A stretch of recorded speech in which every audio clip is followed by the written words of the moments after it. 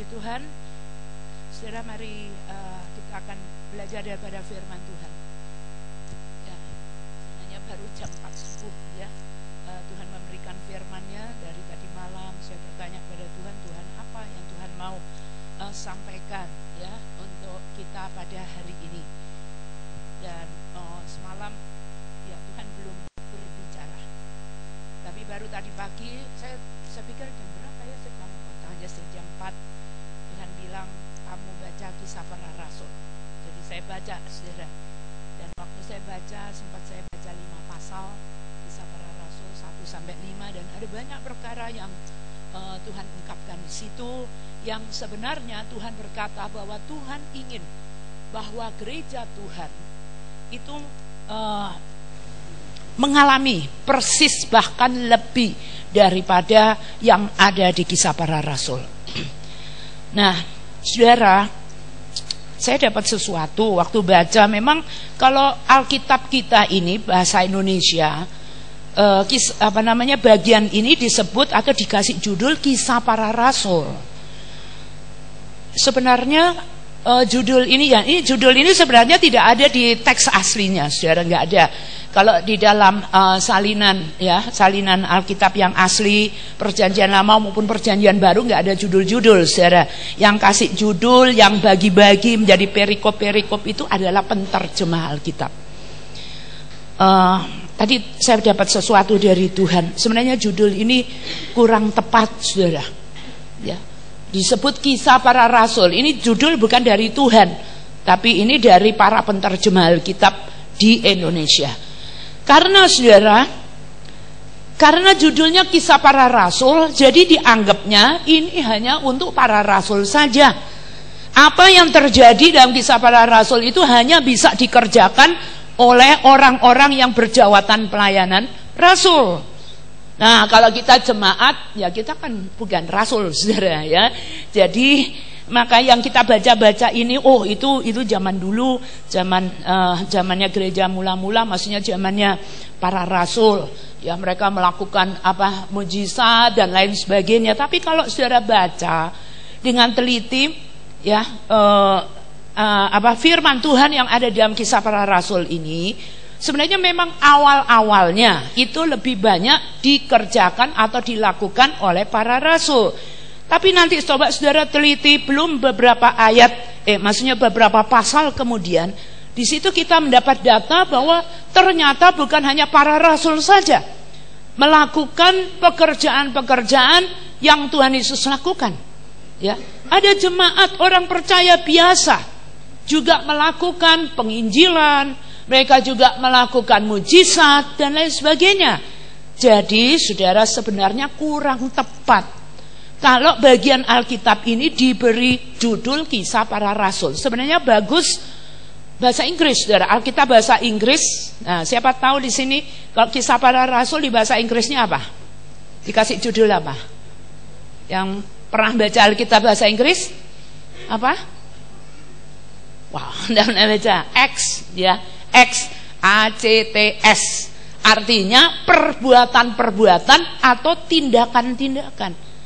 Jadi tidak dibatasi para rasul, pokoknya perbuatan-perbuatan dan tindakan-tindakan, ya perbuatan dan tindakan apa dari gereja Tuhan sebenarnya. Ya, seluruh jemaat mulai dari pemimpinnya plus semua orang-orang percaya. Ya, kalau saudara mau bukti baca aja, saudara. Ya, sebenarnya kitab Acts atau Kisah Para Rasul itu bukan hanya berisi pengalaman-pengalaman atau kisah dari para rasul saja, tapi juga termasuk di dalamnya ada kisah-kisah, pengalaman-pengalaman dari jemaat juga, saudara, dari orang percaya. Nah, judul yang Tuhan berikan untuk pagi hari ini adalah Gereja Penuh Roh Kudus. Nah, saudara, kenapa ya Tuhan mau menyampaikan hal ini kepada kita? Gereja penuh Roh Kudus. Masalahnya, saudara, di hari-hari terakhir, ya kita tahu ini saya ulang-ulang terus, bahwa di hari-hari terakhir, yaitu sekarang ini, Tuhan mencurahkan Roh Kudusnya ke atas semua orang secara luar biasa, secara besar-besaran. Saudara bisa baca kembali itu dalam Kisah Rasul pasal 2 ayat yang ke-17. Ini sebenarnya merupakan ayat yang dikutip oleh Rasul Petrus pada saat dia berkhotbah di depan orang-orang Yahudi. Sebenarnya dia kutip ini dari kitab Yoel, saudara. Dia berkata begini, akan terjadi pada hari-hari terakhir demikianlah firman Allah, bahwa aku akan mencurahkan rohku ke atas semua manusia. Maka anak-anakmu laki-laki dan perempuan akan bernubuat, dan teruna-terunamu akan mendapat penglihatan-penglihatan, dan orang-orangmu yang tua akan mendapat mimpi. Juga ke atas hamba-hambaku laki-laki dan perempuan akan kucurahkan rohku pada hari-hari itu. Ya, ini adalah janji mengenai janji Tuhan mengenai pencurahan Roh Kudus secara besar-besaran, lawatan Tuhan secara besar-besaran di hari-hari yang terakhir. Kapan itu? Sekarang ini. Karena yang disebut hari-hari terakhir yaitu hari-hari sebelum datangnya hari Tuhan. Nah, sekarang saudara kita melihat semuanya sudah jelas ya, makin jelas semua tanda-tanda berkaitan dengan kedatangan Tuhan, semuanya sudah makin nyata dan makin banyak. Dan ini semua meneguhkan bahwa inilah hari-hari terakhir dan inilah masa pencurahan Roh Tuhan atas semua orang. Nah, kenapa Tuhan membawa kita untuk belajar tentang gereja mula-mula? Ya, kita tahu bahwa gereja mula-mula, gereja yang pertama kali muncul di dunia ini adalah gereja penuh Roh Kudus. Saudara, ini kisah ini ada di dalam Alkitab, bukan hanya untuk dibaca dan diketahui, tetapi ini merupakan satu model dari gereja. Sebenarnya Tuhan menghendaki semua gereja di sepanjang zaman, termasuk pada hari-hari terakhir ini, harus berpolakan seperti gereja mula-mula yang ada di Kisah Para Rasul, yaitu gereja penuh Roh Kudus. Nah, saudara, kalau kita lihat, ya kita singkat-singkat saja, saudara. Kita belajar dari Kisah Para Rasul 1-5. Ya, saya ambil poin-poinnya saja. Nah, kita tahu bahwa gereja yang pertama berdiri itu adalah kita lihat adalah ya hasil daripada pelayanan Tuhan Yesus, tetapi gereja itu muncul setelah Tuhan Yesus naik ke surga.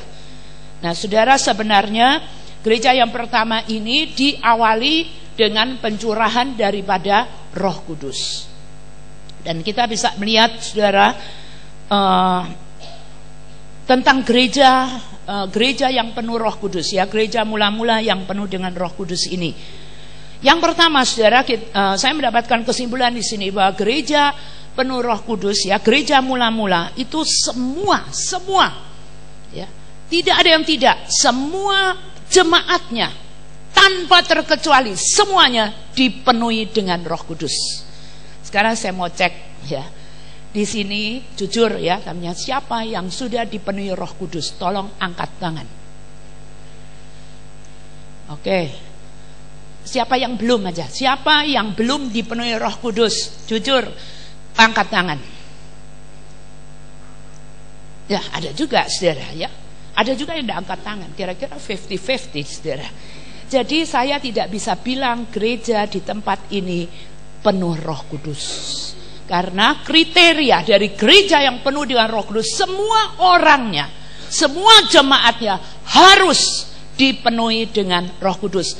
Nah, buktinya apa, saudara? Mari kita lihat Kisah Para Rasul, gereja yang pertama, ya, yang berdiri. Di sini adalah semua jemaatnya, semua orang percaya atau semua jemaat, ya. Jemaat itu atau gereja, kita tahu definisi daripada gereja atau jemaat adalah kumpulan daripada orang-orang percaya, ya, yang beribadah kepada Tuhan yang sudah lahir baru. Nah, saudara, kita lihat waktu Tuhan Yesus sudah terangkat, itu kita bisa baca di dalam Kisah Rasul pasal 1 ayat yang ke-11, dikatakan begini. Dan berkata kepada mereka, "Hai orang-orang Galilea, mengapa kamu berdiri melihat ke langit? Yesus ini yang terangkat ke surga meninggalkan kamu akan datang kembali dengan cara yang sama seperti kamu melihat dia naik ke surga." Lalu berikutnya saudara baca ada perikop yang diberi judul rasul-rasul menanti-nanti. Ya, itu ayat 12 sampai 14. Tetapi nanti kalau saudara baca ternyata yang menanti-nantikan Roh Kudus bukan hanya 12 rasul itu. Ya, tetapi ada juga orang percaya lain. Nah, kalau di dalam perikop ini saya langsung bawa saudara membaca ayat 14. Di situ kita mendapatkan data, dikatakan mereka semua bertekun dengan sehati dalam doa bersama-sama dengan beberapa perempuan serta Maria ibu Yesus dan dengan saudara-saudara Yesus. Ini dari ayat 14. Jadi ternyata yang menanti-nantikan Roh Kudus itu atau pencurahan Roh Kudus itu, saudara, bukan hanya 12 rasul itu. Kalau ayat 14 menambahkan di sini bahwa di situ juga ada beberapa perempuan dan juga saudara-saudara tirinya Yesus, ya. Jadi anak-anak yang dilahirkan dari Maria dan Yusuf, ya. Ya, disebut di sini saudara-saudaranya Yesus. Nah, tetapi kalau kita baca lebih lanjut dalam ayat 15, ternyata bukan hanya para rasul dan beberapa perempuan dan saudara-saudaranya Yesus, ada lagi yang lain. Dalam ayat 15 dikatakan begini, pada hari-hari itu berdirilah Petrus di tengah-tengah saudara-saudara yang sedang berkumpul itu, kira-kira 120 orang banyaknya. Ya, jadi saudara di sini data Alkitab mengatakan, jadi yang pertama kali kumpul itu adalah 120 orang. Selama 10 hari mereka berdoa dengan tekun, berdoa sehati untuk mereka boleh mengalami penggenapan janji Allah, yaitu Roh Kudus dicurahkan, yaitu mereka akan dibaptis dengan Roh Kudus. Semuanya saudara, 120 orang itu. Ya, kira-kira di sini tidak eksak juga. Ya, kurang lebih 120, entah 121 atau 120, pokoknya kurang lebih Alkitab mengatakan kurang lebih 120 orang. Nah, selanjutnya saudara, tepat pada hari Pentakosta terjadilah sesuatu. Ya, itu kita bisa baca dalam Kisah Rasul. Kita lompat langsung ke Kisah Rasul pasal 2 ayat 1 sampai 4. Dikatakan ketika tiba hari Pentakosta, semua, ya, perhatikan saudara, ada kata semua orang percaya berkumpul di satu tempat. Pertanyaannya, semua orang percaya berapa jumlahnya? 120, ya, kurang lebih 120. Jadi 120 orang itu kumpul di satu tempat. Tiba-tiba turunlah dari langit suatu bunyi seperti tiupan angin keras yang memenuhi seluruh rumah di mana mereka duduk, dan tampaklah kepada mereka lidah-lidah api seperti nyala api yang bertebaran dan hinggap pada mereka masing-masing. Jadi masing-masing ini berapa jumlahnya? Berapa? 120. Ayat 4, maka penuhlah mereka dengan Roh Kudus. Pertanyaannya, dikatakan penuhlah mereka. Yang dianggap mereka, yang dimaksudkan dengan mereka ini berapa jumlahnya? 120 orang. Ya. Alkitab tidak mengatakan, atau ayat ini tidak mengatakan maka penuhlah 12 rasul, tidak, ya. Tapi Alkitab dengan jelas mengatakan maka penuhlah mereka, yaitu semua yang kumpul pada waktu itu, yaitu sejumlah kurang lebih 120 orang. Dikatakan maka penuhlah mereka dengan Roh Kudus. Lalu mereka mulai berkata-kata di dalam bahasa-bahasa lain seperti yang diberikan oleh Roh itu kepada mereka untuk mengatakannya. Jadi Alkitab mengatakan bahwa ke 120 orang itu dipenuhi dengan Roh Kudus, dan 120 orang itu berkata-kata di dalam bahasa-bahasa yang baru atau yang sering kita sebut sebagai bahasa roh. Semuanya, tidak ada yang tidak. Inilah gereja mula-mula. Gereja yang pertama berdiri adalah terdiri dari kurang lebih 120 orang. Saudara, semuanya dipenuhi dengan Roh Kudus. Tapi sebelumnya kita tahu mereka sudah lahir baru, ya, karena selama pengiringan kepada Tuhan Yesus, waktu Tuhan Yesus masih ada di dunia, mereka sudah menerima Injil. Mereka percaya bahwa Yesus itu adalah anak Allah, dia adalah Mesias, dia adalah Tuhan. Mereka percaya, ya. Dan Mereka juga sudah dibaptis juga. Ya, yang 120. Itu saudara bisa membaca nanti di kitab Injil. Nah, selain itu, selain lahir baru, mereka adalah orang-orang yang semuanya dipenuhi dengan Roh Kudus. Inilah gereja yang pertama. Gereja penuh Roh Kudus. Semuanya. Kalau disebut gereja ya semuanya, saudara. Bukan hanya sebagian, bukan hanya separuh, sepertiga, atau berapa persen. Seluruh gereja, seluruh jemaat, semua jemaat adalah jemaat-jemaat orang-orang yang sudah lahir baru dan semuanya dipenuhi dengan Roh Kudus. Dan kita lihat di sini bahwa Roh Kudus dengan jelas dikatakan tadi di dalam ayat yang kedua, ya ayat yang kedua dikatakan tiba-tiba turunlah dari langit suatu bunyi ini ya. Ya, ayat 3 ya dikatakan di sini bahwa ada lidah-lidah api itu juga ada di atas kepala masing-masing. Berarti 120 orang itu bukan hanya di atas kepalanya para rasul. Semuanya saudara, ada 120 ya 120 orang mengalami hal yang sama, tidak ada pembedaan saudara. Nah, begitupun juga ayat 4 dikatakan di situ kita mendapatkan data bahwa mereka semua penuh dengan Roh Kudus dan mereka semua berkata-kata di dalam bahasa-bahasa yang baru seperti yang diberikan atau diilhamkan oleh Roh Kudus sendiri. Semua saudara. Nah, inilah gereja mula-mula. Lalu saudara, kita melihat lebih lanjut ya. Jadi kesimpulan yang pertama adalah gereja yang penuh Roh Kudus adalah gereja yang semua ya, semua jemaatnya termasuk pemimpinnya semuanya adalah orang-orang yang dipenuhi dengan Roh Kudus. Jadi bukan hanya sebagian ya. Lalu hal yang kedua saudara yang kita bisa simpulkan dalam pembacaan dalam Kisah Para Rasul ini, bahwa gereja yang penuh Roh Kudus, gereja penuh Roh Kudus adalah gereja yang memberitakan Injil. Nah, untuk itulah juga kalau kita ingat perkataan daripada Tuhan Yesus sebelum dia terangkat ke surga, dia mengatakan dalam Kisah Rasul 1 ayat yang ke-8, dia berkata, tetapi kamu akan menerima kuasa kalau Roh Kudus turun ke atas kamu, dan kamu akan menjadi saksi-saksiku di Yerusalem dan di seluruh Yudea dan Samaria dan sampai ke ujung-ujung bumi. Memang saudara, pada awalnya pemberitaan Injil itu baru dikerjakan oleh para rasul. Tapi nanti saudara baca selanjutnya ya, pasal demi pasal, saudara akan menemukan bahwa orang percaya yang lain, jemaat itu juga memberitakan Injil, bukan hanya para rasul. Karena untuk itulah tujuan Tuhan memberikan Roh Kudus ke atas semua orang percaya, dengan tujuan supaya semua orang percaya bukan hanya sekedar supaya dia bisa berbahasa roh, tetapi tujuan utamanya supaya semua orang percaya memberitakan Injil, menjadi saksi daripada Tuhan Yesus Kristus.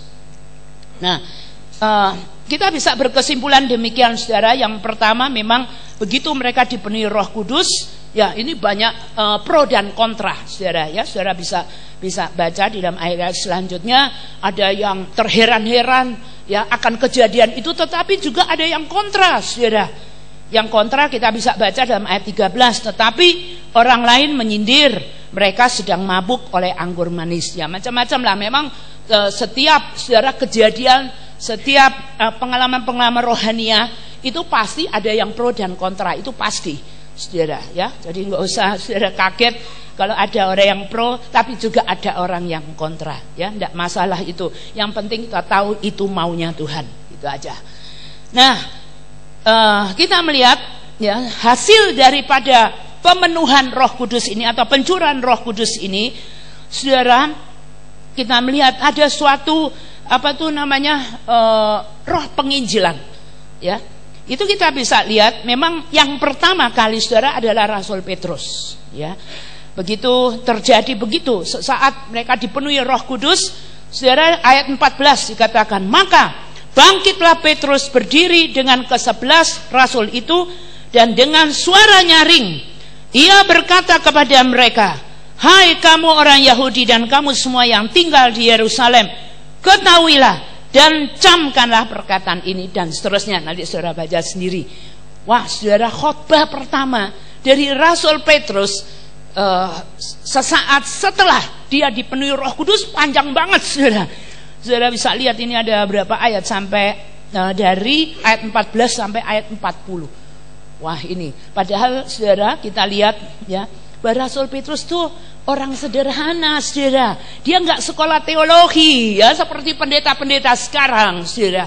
Ya, memang sih dia belajar langsung dari Tuhan Yesus, tapi bukan masalah dia belajar dengan Tuhan Yesus. Sebenarnya yang membuat dia bisa berkhotbah seperti ini adalah karena Roh Kudus yang memenuhi kehidupannya. Ini saudara.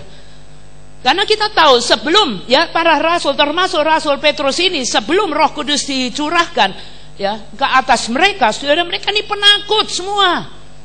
Walaupun sudah 3 tahun, bayangkan 3,5 tahun bersama-sama dengan Tuhan Yesus, banyak belajar firman Tuhan, tapi masih aja tidak beriman, masih tetap aja takut. Nah, itu kan kita bisa membaca di akhir daripada Injil, bahwa Rasul Petrus di situ waktu Tuhan Yesus ditangkap, waktu Tuhan Yesus disalibkan, dia saudara, bukan hanya dia nggak berani, masih berani Rasul Yohanes, saudara. Rasul Yohanes itu masih berdiri di bawah salib Yesus waktu Yesus digantung di atas kayu salib. Tapi Rasul Petrus yang di dalam pengiringannya sok jagoan, saudara. Ya, pada waktu Yesus disalibkan, dia lihat dari jauh, dari kejauhan, saudara. Ya. Kita lihat Rasul Yohanes masih lebih berani daripada Rasul Petrus. Dia lihat dari kejauhan. Itu pun ketika dia disapa oleh seorang hamba perempuan, dia kata, bukannya kamu ini salah seorang daripada daripada Tuhan Yesus, muridnya Yesus itu, orang Nazaret itu. Oh, dia sangkal, oh bukan aku, ya, aku bukan pengikutnya.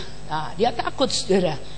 Bayangkan saudara, 3,5 tahun ini sudah belajar sama Tuhan Yesus langsung, masih takut, saudara, dan masih tidak percaya. Dan termasuk mereka tidak percaya, saudara, bahwa Yesus itu bangkit. Padahal waktu 3,5 tahun itu Yesus memberitakan Injil, mengajar, dia juga sudah singgung-singgung bahwa dia akan mati dan dia juga akan dibangkitkan, dia akan bangkit kembali. Tapi ketika peristiwanya terjadi, dikatakan tidak ada satu rasul pun yang percaya bahwa Yesus itu hidup, bahwa Yesus itu bangkit. Masih lebih percaya itu perempuan-perempuan, saudara, termasuk Maria Magdalena yang bukan rasul, tapi dia bisa percaya. Dia orang bersahaja, dia orang biasa, pengikut Yesus yang biasa, tapi dia lebih percaya bahwa Yesus Kristus sudah dibangkitkan dari antara orang mati. Tapi saudara, kita melihat ada sesuatu perubahan yang nyata ya daripada kehidupan orang-orang yang dipenuhi dengan Roh Kudus. Nah, inilah saudara. Ya, kita lihat waktu Roh Kudus turun ke atas semua orang, ya, 120 orang itu termasuk para rasul yang penakut itu. Ya, saudara, tiba-tiba mereka menjadi berani. Nah, seperti apa yang kita lihat di sini buktinya. Dikatakan bahwa Petrus bangkit.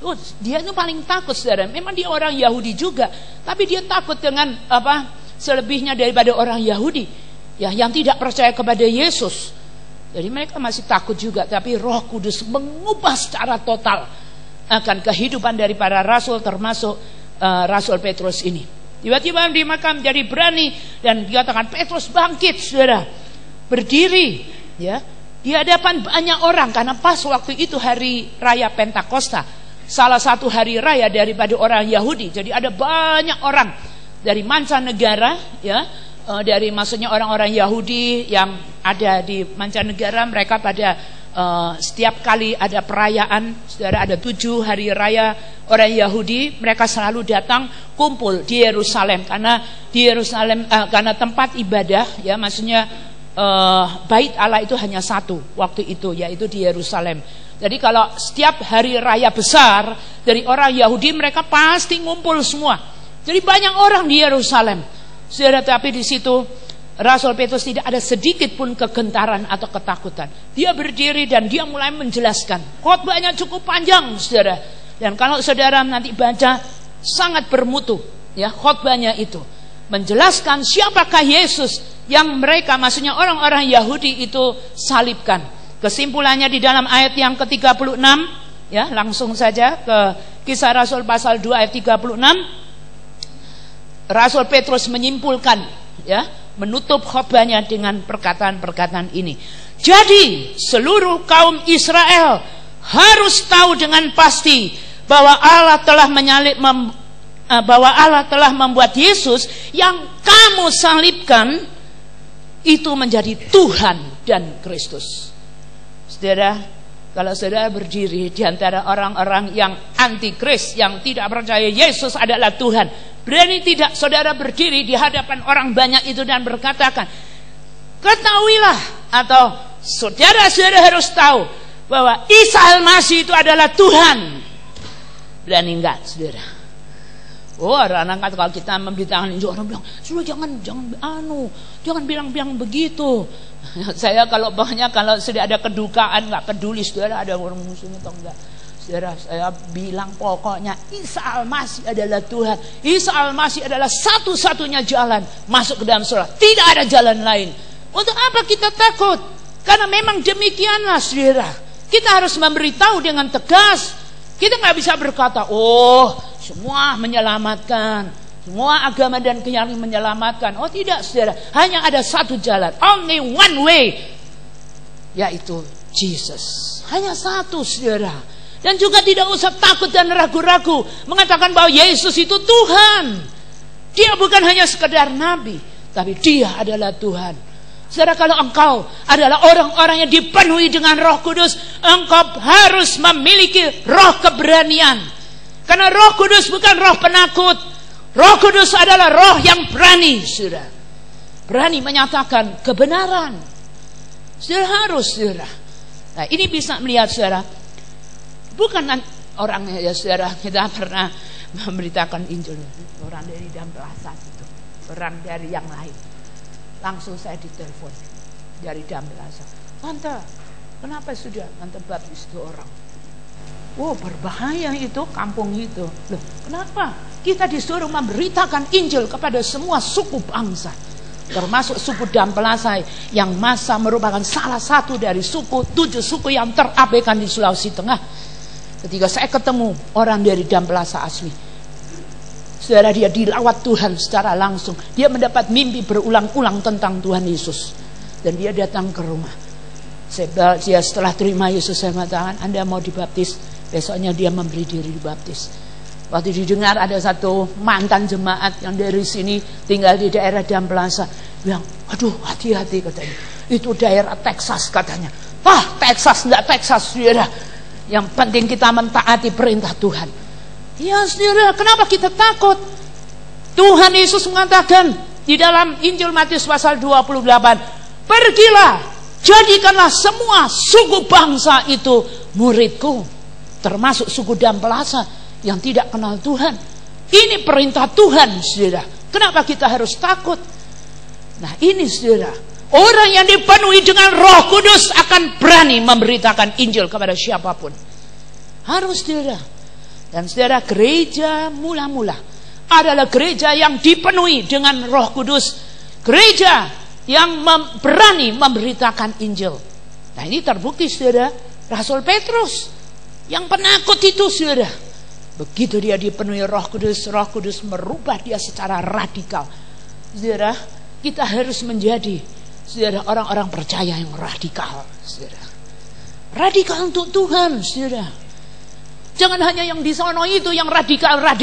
Kita juga harus radikal, saudara. Tapi radikal untuk Tuhan Yesus.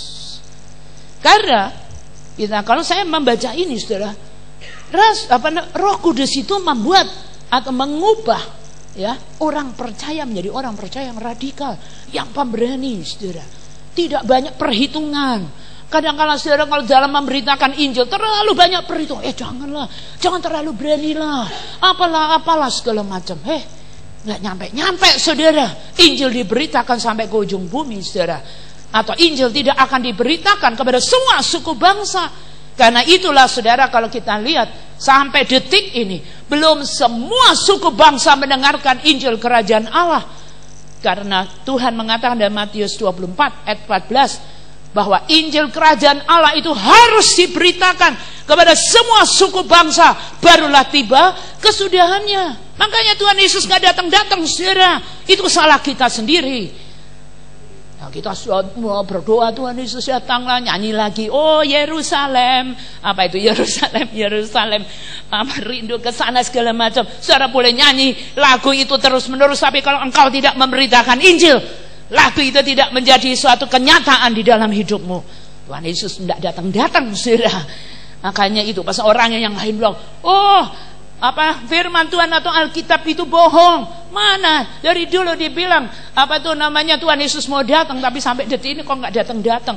Loh, sebenarnya kalau engkau sadar, saudara, siapa yang membuat dia nggak datang-datang?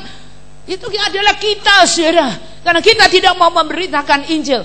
Karena Tuhan sudah punya kriteria. Kapan dia bisa turun ke dunia ini menjemput kita?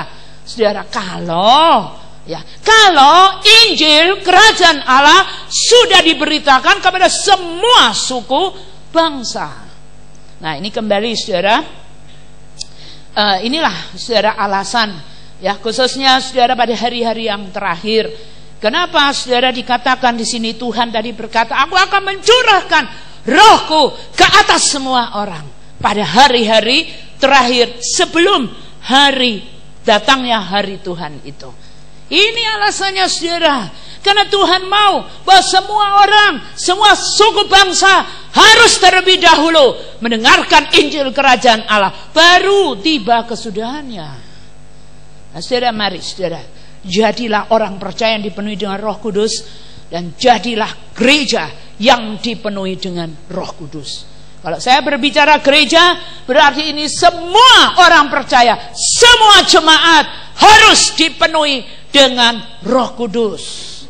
Harus memiliki kuasa daripada Roh Kudus itu. Untuk apa? Supaya semua saudara, bukan hanya satu dua. Saya sih ya sedikit antusias kalau saya melihat mengumpulin setiap akhir bulan, saya ngumpulin siapa-siapa yang memenangkan jiwa. Ya saya sedikit bersukacita, sudah lumayan lah.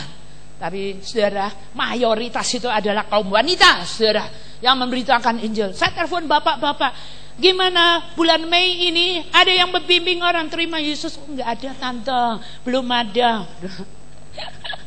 Belum ada. Saya telepon Edi Yunus, ada jiwa? Oh belum ada bulan Mei. Sama lagi, bapak-bapak, yuk kenapa toh bapak-bapak ini? Cuman satu bapak saja. Saudara, bayangkan dari sekian banyak bapak, cuman satu bapak yang memenangkan jiwa di bulan Mei. Saudara, mayoritas ada kaum wanita, tapi saya juga belum terlalu bangga, saudara, karena juga masih belasan saja. Saya menginginkan bahwa semua kaum wanita dipenuhi dengan Roh Kudus, dan semua kaum wanita memberitakan Injil. Kalau di prosentase baru sedikit, saudara, nggak tahu itu Milka berapa itu jumlah kaum wanita yang sudah terdaftar di sini, ya. Setiap bulan itu, saudara, yang kaum wanita yang memberitakan Injil cuman belasan saja. Jadi belum apa-apa, saudara, nggak bisa dibanggakan, belum bisa dibanggakan. Orangnya ya itu terus, ya, yang memberitakan Injil dari bulan ke bulan cuma itu terus. Gak ada kaum wanita yang baru, saudara, yang memberitakan Injil. Saudara, siapa di sini yang merindukan bahwa gereja atau jemaat lokal GPPS Palu menjadi gereja yang penuh Roh Kudus? Ya, saudara, nomor satu, engkau semua harus dipenuhi dengan Roh Kudus dulu. Kalau sudah dipenuhi Roh Kudus, mari sebagai bukti bahwa memang betul engkau adalah orang-orang percaya yang dipenuhi Roh Kudus. Saudara, nggak usah disuruh-suruh. Di sini, saudara, nggak ada yang perintahkan Rasul Paulus, kok berdiri beritakan Injil. Enggak, otomatis, saudara, kalau orang dipenuhi Roh Kudus kayak tidak bisa tahan untuk tidak dia memberitakan Injil, saudara. Kalau dia lihat ada himpunan orang yang belum percaya, nggak bisa, saudara, itu dorongan dari dalam, saudara. Tidak diprogram, nggak pakai program-programan, saudara. Kalau engkau penuh Roh Kudus, itu pasti Roh Kudus kan penuh. Itu kayak air yang mengalir, sungai-sungai air hidup yang mengalir, maunya keluar terus. Termasuk memberitakan Injil. Bukan hanya bahasa roh aja, saudara, ya, baca bahasa roh terus. Ada saat-saatnya juga, saudara, Roh Kudus itu dialirkan keluar dalam wujud pemberitaan Injil. Ini, saudara. Jadi kita melihat di sini, ya.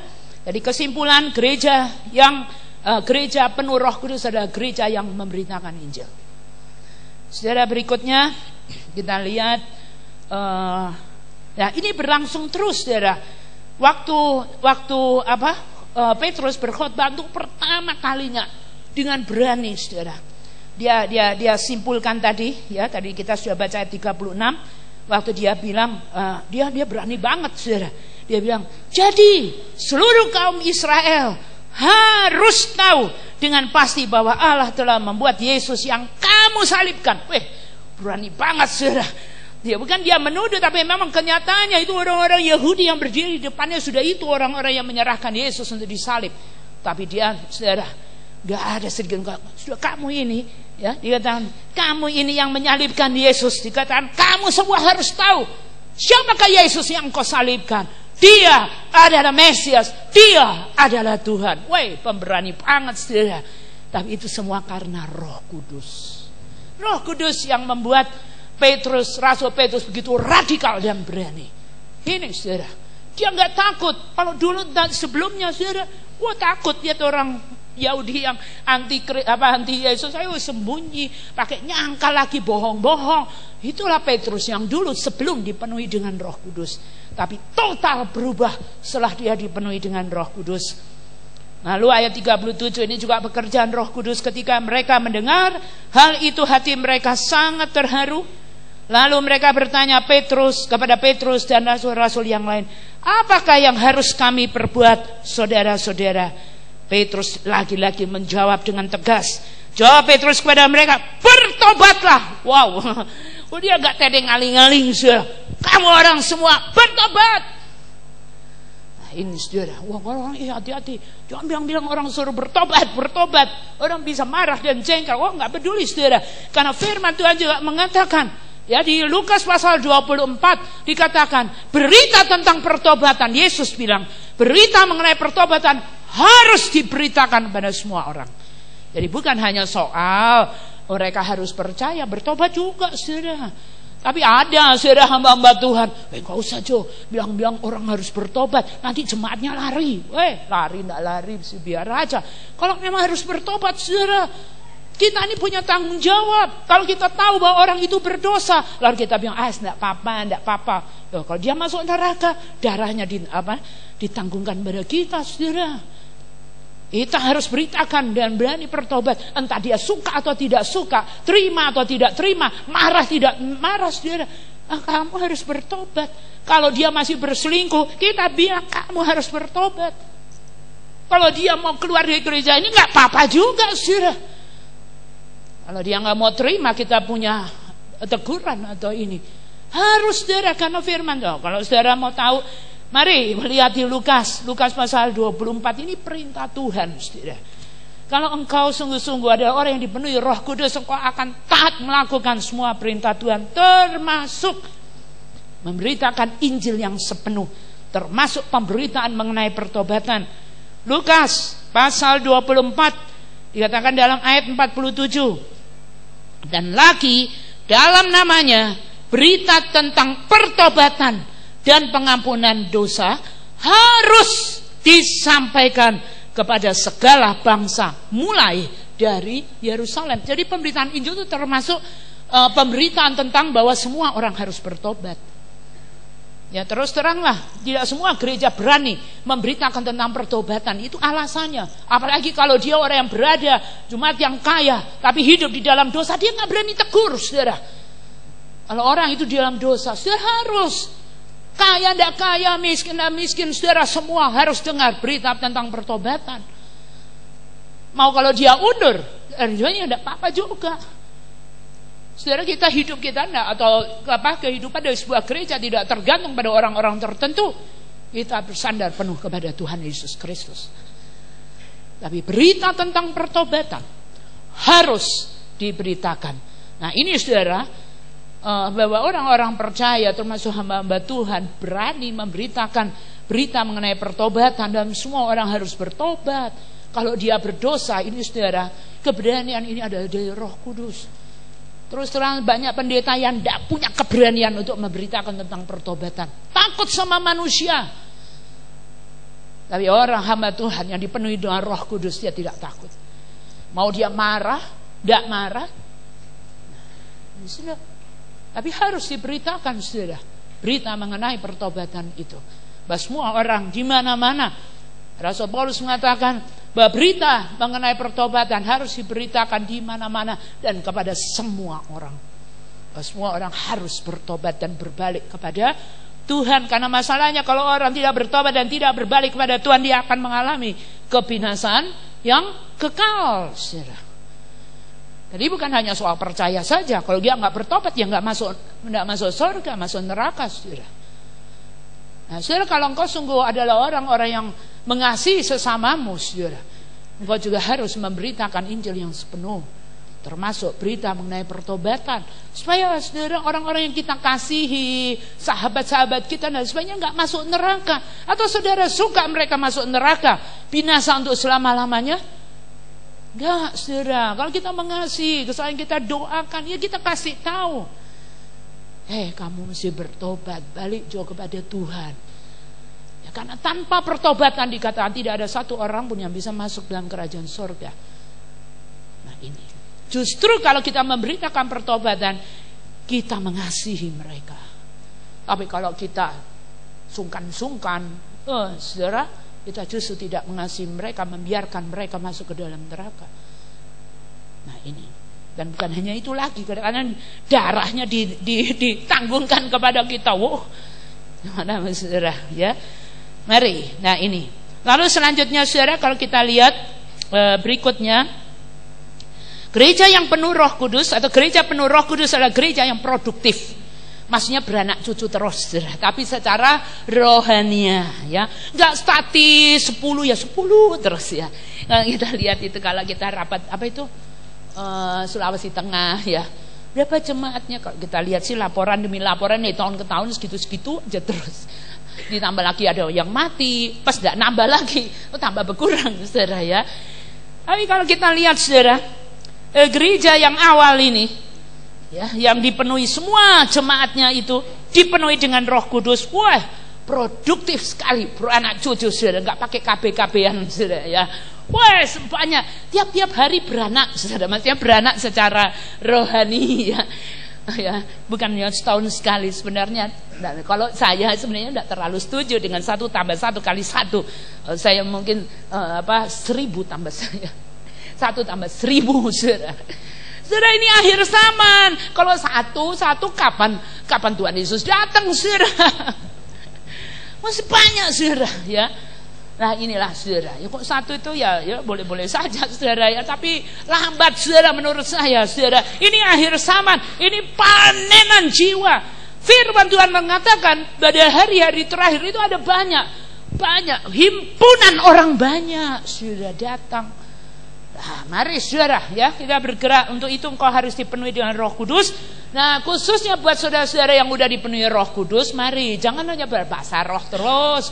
Ya, memang bahasa roh itu penting, saudara. Itu merupakan bahasa komunikasi dengan Tuhan. Malah ada ayat juga bahwa kita disuruh berdoa di dalam roh setiap saat. Memang, saudara, tapi jangan berhenti di situ tok. Beritakan Injil. Karena ciri utama daripada orang yang dipenuhi Roh Kudus, dia akan memberitakan Injil. Gak bisa tidak, saudara. Dia meluap keluar itu.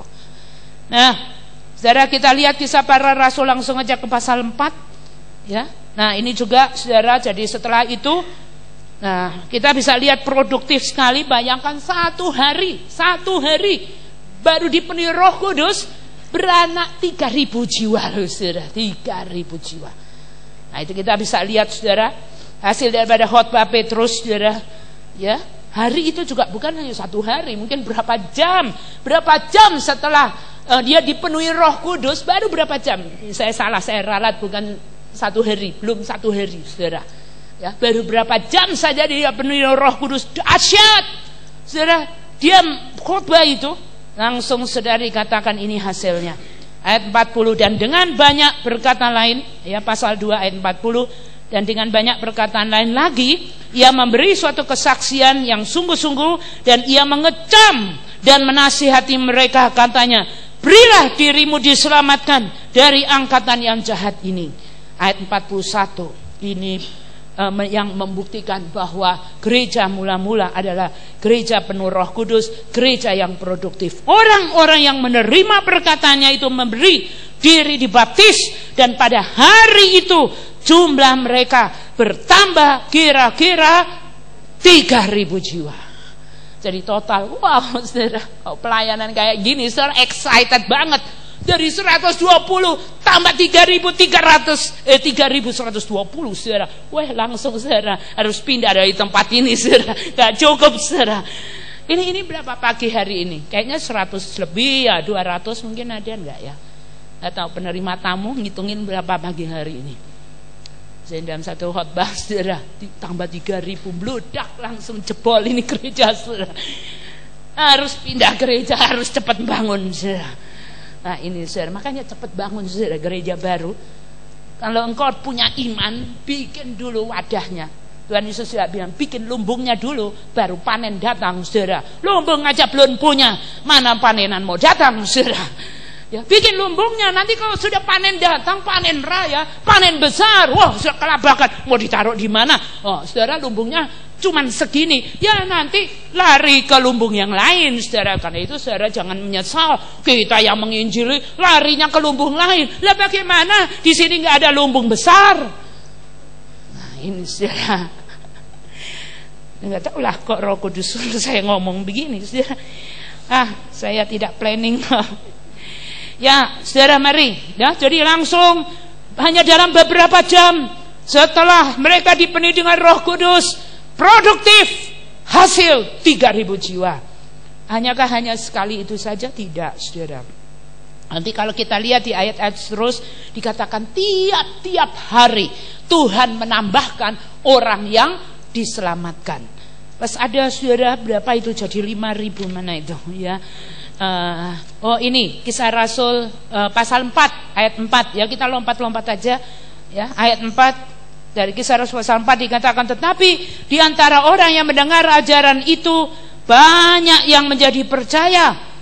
Jadi bukan hanya 1-2, saudara ya.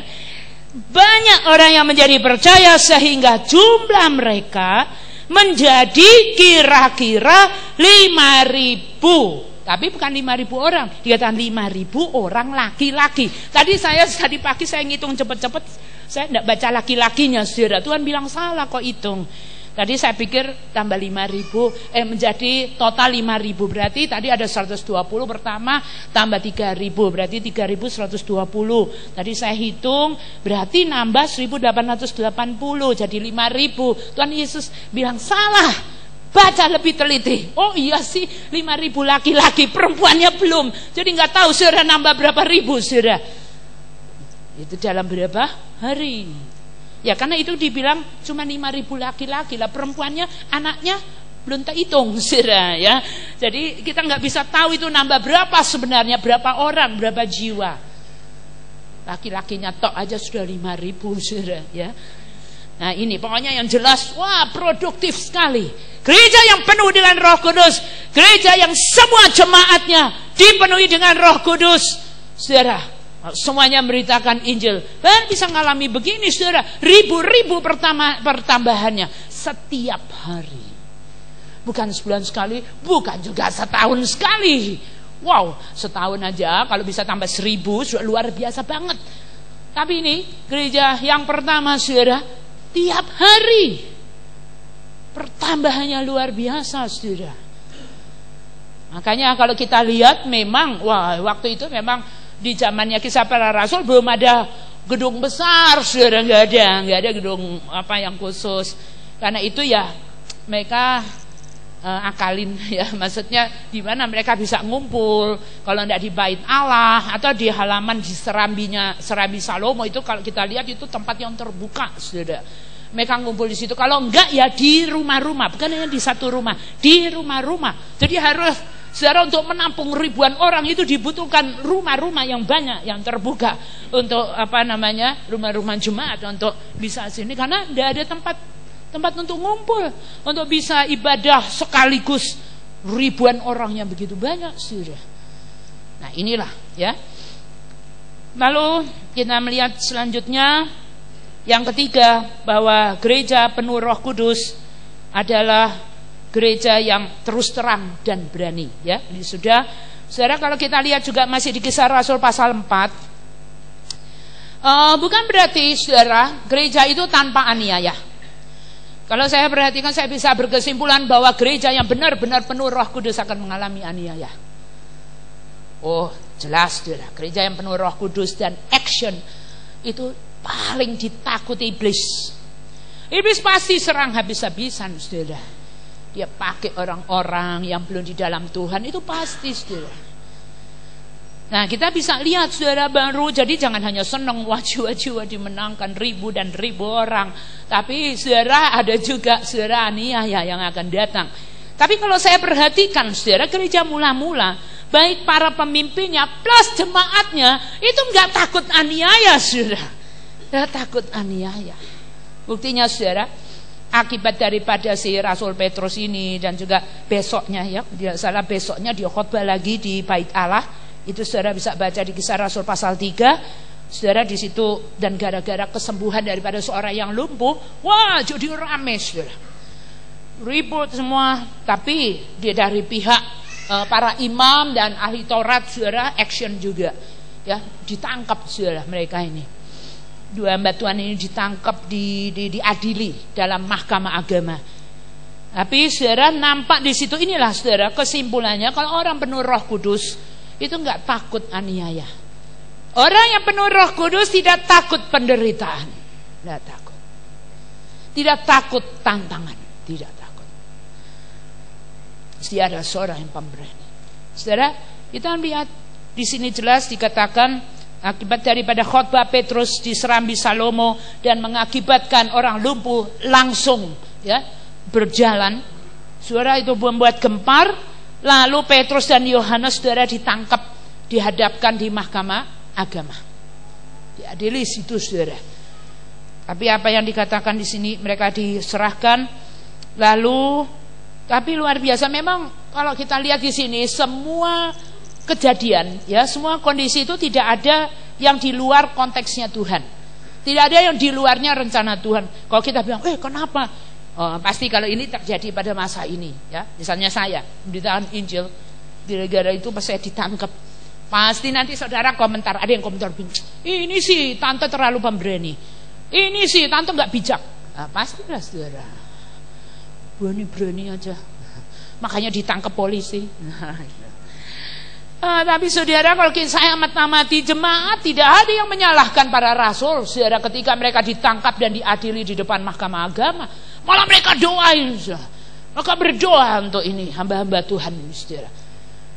Dan justru, saudara, di depan mahkamah, di hadapan mahkamah ayat 4, ya, Kisah Rasul pasal 4 ayat 4 dikatakan begini, tetapi di antara orang yang mendengarkan ajaran itu banyak yang menjadi percaya, sehingga jumlah mereka menjadi kira-kira 5.000 orang lagi. Ini di hadapan, jadi, saudara, memberitakan Injil itu di mana saja, bukan hanya di dalam gereja, di luar, bahkan di kondisi apapun, saudara, kita harus memberitakan Injil. Kita melihat di sini, ya, orang yang penuh Roh Kudus atau gereja yang penuh Roh Kudus, di mana saja dia akan memberitakan Injil.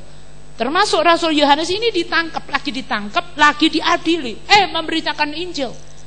Dan biasalah, saudara, kan orang-orang ini kan pengen tahu, toh, rakyat itu pengen tahu. Ketika dua rasul ini ditangkap, banyak orang, di hadapan mahkamah agama itu, dua rasul ini bersaksi, saudara, ya, mereka justru pakai momen itu untuk bersaksi.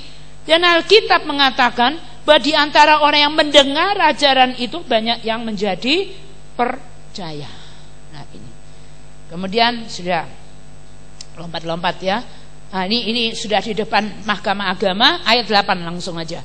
Maka jawab Petrus penuh dengan Roh Kudus, hai pemimpin-pemimpin umat dan tua-tua, Jika kami sekarang harus diperiksa karena suatu kebajikan kepada seorang sakit dan harus menerangkan dengan kuasa manakah orang itu disembuhkan, maka ketahuilah oleh kamu sekalian dan oleh seluruh umat Israel bahwa dalam nama Yesus Kristus orang Nazaret yang telah kamu salibkan, tetapi yang telah dibangkitkan Allah dari antara orang mati, bahwa oleh karena Yesus itulah orang ini berdiri dengan sehat sekarang di depan kamu. Wah, dahsyat ini saudara. Orang yang dipenuhi Roh Kudus ya kayak begini saudara. Gak takut apa-apa di depan mahkamah, pengadilan mahkamah agama. Saudara, dia bersaksi lagi. Hei kamu orang, berani sekali ngomongnya saudara. Oh, langsung belak-belakan dia. Kamu harus tahu ya, orang ini bisa jalan itu, ini karena nama Tuhan Yesus Kristus dari Nazaret itu. Jadi pas saudara, setiap keadaan yang tidak baik pun, saudara, orang yang penuh Roh Kudus pakai keadaan-keadaan tidak baik menjadi keuntungan bagi kerajaan surga. Pas saat itu dia bersaksi, kapan lagi dia bisa berdiri di hadapan pemuka-pemuka agama itu. Pas saat itu dia dikatakan Petrus penuh dengan Roh Kudus, lalu mulai dia berkata-kata itu. Inilah ciri daripada orang yang dipenuhi Roh Kudus. Dia akan dituntun oleh Roh Kudus untuk apa yang harus dia ucapkan. Tidak ada sedikit pun ketakutan. Kalau saudara baca, coba baca, tidak ada satu kalimat pun yang mengatakan bahwa mereka ini takut. Tak ada saudara. Walaupun sudah ditangkap, diadili, tetap aja memberitakan Injil. Lalu bilang lagi ayat 12, dan keselamatan tidak ada di dalam nama siapapun juga selain di dalam Dia, sebab di bawah kolong langit ini tidak ada nama lain yang diberikan kepada manusia yang olehnya kita dapat diselamatkan. Ketika sidang itu melihat keberanian Petrus dan Yohanes dan mengetahui bahwa keduanya orang biasa yang tidak terpelajar, heranlah mereka, dan mereka mengenal keduanya sebagai pengikut Yesus. Berani saudara. Berani kenapa? Karena penuh Roh Kudus. Tidak ada alasan lain. Kenapa kok bisa Petrus tiba-tiba pemberani kayak begitu? Jelas Alkitab mengatakan tadi ayat 8, Petrus penuh Roh Kudus. Ini yang membuat dia tiba-tiba jadi berani saudara. Dia tidak berani. Padahal dia ini orang bersahaja. Orang-orang pada lihat, itu kan si Petrus, Yohanes, mereka ini orang biasa, tidak terpelajar. Biasanya saudara orang-orang biasa, nggak terpelajar sekolahnya. Nelayan kok mereka ini dulu. Kadang-kala kan minder saudara. Ya. Dan kalau orang-orang yang di bawah itu enggak, yang biasa-biasa itu nggak berani karena ini, aku kan bukan jebolan sekolah teologi gitu ya. Kau nggak ada titel dan lain sebagainya, saudara. Ya, kalau engkau penuh dengan Roh Kudus, kita tidak andalkan itu titel, tidak andalkan itu posisi kita di dalam masyarakat, kaya atau miskin, kita ranking di mana, saudara. Tidak. Orang yang penuh dengan Roh Kudus, saudara, apakah dia hanya orang bersahaja saja atau dia hanya pendidikannya rendah saja, tetapi saudara, Roh Kudus akan membuat dia jadi berani untuk memberitakan Injil. Saudara, pemberitaan Injil tidak tergantung kita pintar atau tidak. Tidak tergantung kita sarjana atau tidak. Tidak tergantung kita kaya atau miskin, atau kita di level mana di masyarakat. Kalau kita harus menghadap para pemimpin pun kita berani bicara, saudara. Inilah ciri daripada orang-orang yang penuh dengan Roh Kudus. Saudara, tadi saya berdoa, saya bicara sama Tuhan, seandainya ya kondisi seperti ini kembali pada gereja Tuhan, gak lama saudara, ya, tidak lama kalau semua gereja itu seperti ini, gereja yang benar-benar dipenuhi Roh Kudus dan action, semuanya penuh Roh Kudus, semuanya melakukan apa yang Tuhan. Gak lama saudara, mungkin 1-2 hari kota Palu ini sudah terinjili semua. Ya, saudara, ada berapa gereja? Banyak loh kota Palu ini. Kalau saya dengar-dengar mungkin hampir 100 saudara. Gereja di kota Palu ini, macam-macam denominasi. Seandainya, saya cuma berangan-angan aja tadi sama Tuhan. Kalau seandainya Ya, gereja yang mendekati jumlah 100 di Kota Palu aja, kita belum berbicara yang lain. 100-100-nya ini gereja penuh Roh Kudus, gereja yang benar-benar action menurut perintah Tuhan. Gak lama. Hari ini mungkin bisa selesai semua, saudara. Semua orang terinjili dan mungkin besok Tuhan Yesus datang. Karena terinjili, nah ini belum dengar Injil, kapan mau Tuhan Yesus mau datang, saudara. Nah ini loh, saudara. Ya, mari saudara, ya seberapa engkau percaya, mari kita action, saudara. Penuhi Roh Kudus. Sahabat minta supaya engkau dipenuhi Roh Kudus. Nah, kalau engkau sudah dipenuhi Roh Kudus, mari saudara, mari jangan diam-diam aja, saudara. Lakukan sesuatu, lakukan perintah Tuhan. Pergi, jadikan semua orang itu, jadikan semua, beritakan Injil kepada segala makhluk. Pergi, jadikan semua suku bangsa itu muridku. Ini perintah Tuhan, saudara. Untuk itulah, saudara, tujuan utama engkau dipenuhi dengan Roh Kudus. Tuh, engkau pergi kemana saja engkau disuruh Tuhan dan beritakan Injil. Ya, beritakan kebenaran tentang Tuhan dan tidak usah takut. Roh Kudus akan membuat engkau menjadi seorang pemberani. Saudara, seperti yang saya pernah saksikan dulu, pokoknya waktu sekolah, saudara, belum saya lahir baru, apalagi belum penuh Roh Kudus, saya ini pemalu banget, saudara.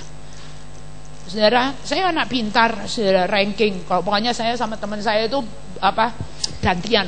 Pokoknya kalau dia kali ini semester ini dia ranking 1, saya ranking 2, nanti saya balap lagi, saya yang juara 1, dia yang 2, begitu seterusnya saingan. Nilai-nilaiku 8 cuma sedikit, 9, 10, saudara. Cuma 1, 6. Yaitu menyanyi. Gara-gara apa, saudara? Kalau menyanyi kan harus di depan kelas, saudara. Waduh, di depan kelas saya lihat teman-temanku semua. Jadi suaraku kecil. Ya, malu saya, malu banget. Nyanyi suaranya keluar, makanya dikasih 6 sama guruku. Nilai-nilai yang lain 9, 10, bahasa Inggris 10, saudara. Ya, banggain agama 10, saudara. Nyanyi 6, saudara. Malu banget. Tapi saudara, memang dahsyat Tuhan yang merubah, saudara, saya jadi pemberani seperti ini, saudara. Ya, bicara begini bukan saya. Saya pada dasarnya adalah orang yang pemalu. Tapi Roh Kuduslah yang merubah saya menjadi pemberani. Nah, ini loh, saudara. Jadi yang malu-malu, saudara, nyerah aja sama Roh Kudus, engkau akan jadi pembicara yang handal, saudara, ya. Nah ini, serah diri aja. Tuhan penuhi aku, ya, urapi aku, Tuhan. Saudara, yang paling pemalu sekalipun akan menjadi yang paling berani, saudara. Nah ini, ya, oke, terus, ya, kita lihat lagi di Kisah Rasul. Mana ini, ya, oh ya, saudara, bukan hanya para rasulnya, saudara, ternyata jemaatnya begitu juga, saudara. Itu kita bisa baca dalam Kisah Rasul pasal 4 ayat yang ke-23 sampai 31, nanti saudara lihat. Jadi waktu dua rasul ini ditangkap, diadili oleh Mahkamah Agama, apa yang lain kerjakan? Apa yang jemaat kerjakan? Dikatakan ayat 23, sesudah dilepaskan, pergilah Petrus dan Yohanes kepada teman-teman mereka, lalu mereka menceritakan segala sesuatu yang dikatakan imam-imam, kepala dan tua-tua kepada mereka. Ya, kita tahu bahwa Rasul Petrus dan Yohanes ini udah diancam. Pokoknya mulai sekarang kamu jangan lagi memberitakan Injil. Itu singkatnya. Mereka sampaikan, dan apa respon dari para jemaat, saudara? Jemaat tidak berkata, makanya bro, jangan, sudah, enggak usahlah, daripada nanti ditangkap lagi di penjara, usahlah, stop aja lah, beritakan Injil. Enggak, saudara. Ini kita bisa baca di dalam Kisah Rasul pasal 4 ayat 28, ayat 29, dan sekarang mereka doa, saudara. Lalu antara lain kalimat doanya seperti ini. Dan sekarang ya Tuhan, lihatlah bagaimana mereka mengancam kami, dan berikanlah kepada hamba-hambamu keberanian untuk memberitakan firman-Mu. Ulurkanlah tangan-Mu untuk menyembuhkan orang, dan adakan tanda-tanda dan mujizat-mujizat oleh nama Yesus, hamba-Mu yang kudus. Dan ketika mereka sedang berdoa, goyanglah tempat mereka berkumpul itu, dan mereka semua penuh dengan Roh Kudus. Lalu mereka memberitakan firman Allah dengan berani. Saudara, ini saudara, ini mereka doain pemimpinnya ini yang udah ditangkap, baru aja keluar penjara. Disuruh nambah keberanian. Dia mereka minta tambahkan keberanian. Sudah gara-gara berani itu mereka ditangkap dan diadili di penjara, saudara. Ini ini tambah masalah, saudara. Doanya ini doa tambah masalah. Tapi saudara, inilah doa jemaat yang dipenuhi dengan Roh Kudus. Saudara, mereka malah doain pemimpinnya untuk lebih berani lagi, ditambahkan berani dan kuasa. Mujizat itu, gara-gara mujizat yang orang lumpuh berjalan itu kan jadi kegemparan, lalu mereka ditangkap. Mereka doa lagi, tambah mujizat, tambah ini lagi, tambah keberanian. Dan bukan hanya itu, saudara, ayat 31 dengan jelas dikatakan Tuhan bukan hanya penuhi para rasul dengan ini, termasuk saudara dikatakan mereka yang ngumpul waktu itu dikatakan semua penuh dan dengan Roh Kudus. Dan saudara perhatikan kalimat ini, lalu mereka memberitakan firman Allah dengan berani. Mereka itu siapa di sini? Siapa? Para rasul? Tidak, semua yang ngumpul itu, saudara. Jadi para rasul tetap jalan beritakan Injil, plus juga ini jemaat. Jadi jemaat di sini kita berkesimpulan jemaat itu bukan jemaat yang penuh dengan Roh Kudus, bukan jemaat yang ketakutan. Walaupun pemimpinnya udah ditangkap, kita juga harus memberitakan, nggak takut, saudara, nggak takut. Mereka diambil pusing, mau ditangkap, tidak ditangkap, mau diadili, nggak diadili, mereka beritakan Injil. Dan itu terjadi, saudara, setelah mereka mengalami dipenuhi Roh Kudus. Jadi saya melihat di sini bukan hanya para rasul yang dipenuhi Roh Kudus lalu jadi pemberani, semua orang percaya. Alkitab mengatakan semua orang percaya dipenuhi dengan Roh Kudus. Dikatakan di sini, lalu mereka memberitakan firman Allah dengan berani. Inilah efek, inilah dampak orang yang dipenuhi dengan Roh Kudus. Roh Kudus tidak membuat kita menjadi penakut, tapi Roh Kudus membuat kita menjadi berani memberitakan Injil.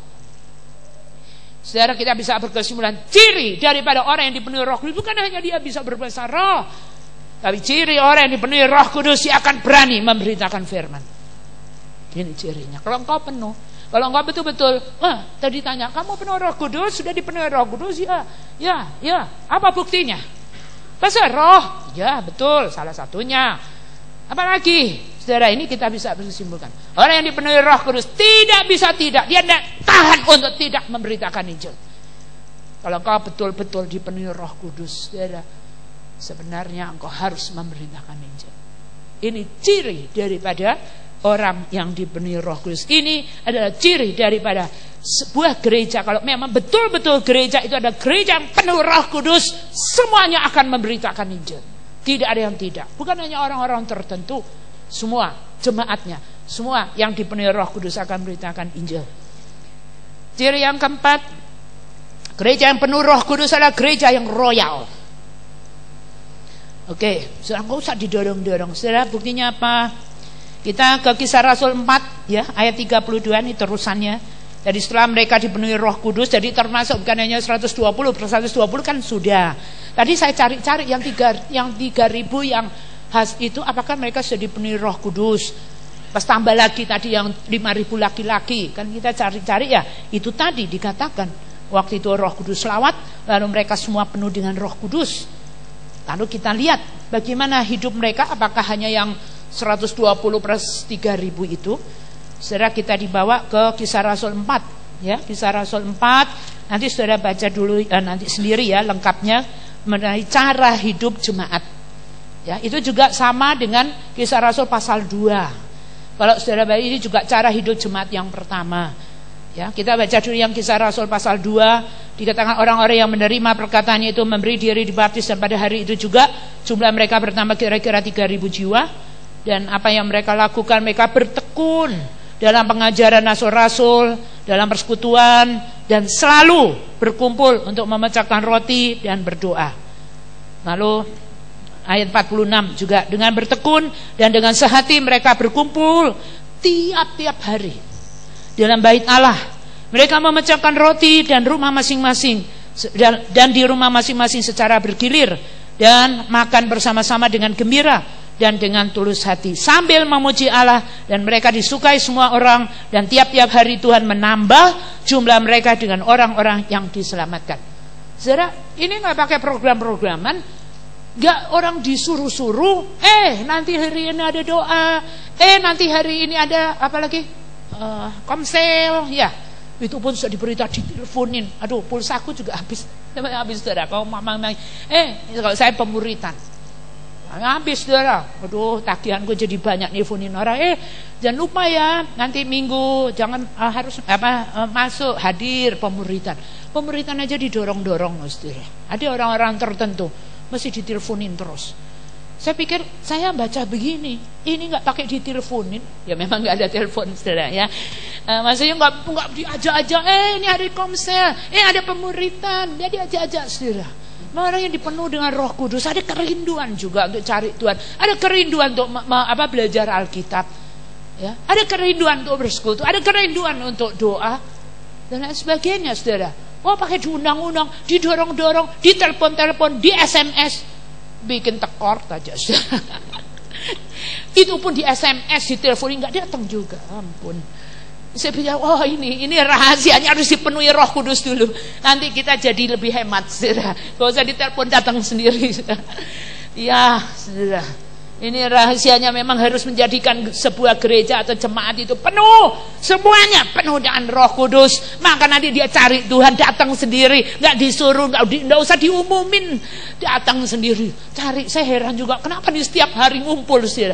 Ada kehausan, ada kerinduan untuk cari Tuhan, untuk untuk cari firman Tuhan dan sebagainya, untuk belajar firman. Ini cirinya orang yang penuh Roh Kudus, saudara. Lalu juga tadi, ya. Gereja yang dipenuhi Roh Kudus itu adalah gereja yang royal.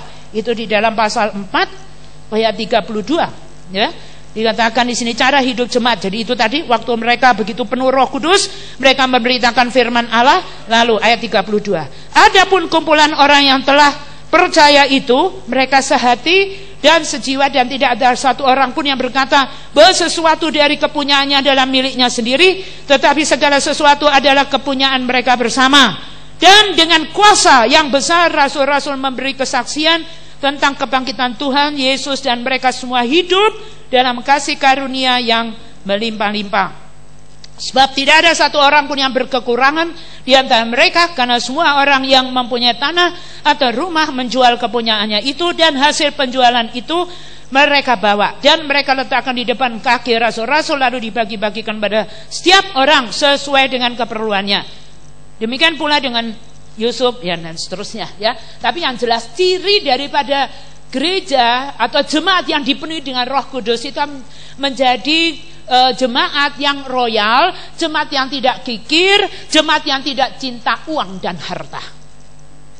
Karena Roh Kudus bukan roh yang kikir. Roh Kudus adalah roh yang murah hati, roh kasih.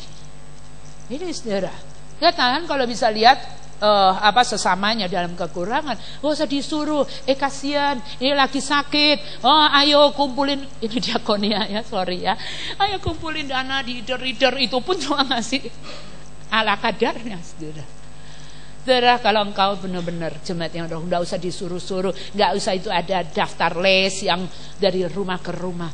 Engkau begitu tahu ada yang berkekurangan dan perlu dibantu, Roh Tuhan akan pasti gerakkan dan kau membantu. Dan itu pun bukan dalam jumlah yang kecil. Roh Kudus akan, kalau dia bilang berapa yang diberikan, mereka akan taat memberikannya. Ini saudara, ini cirinya. Tidak ada di sedikit pun, itu otomatis, saudara. Ya, secara istilahnya natural.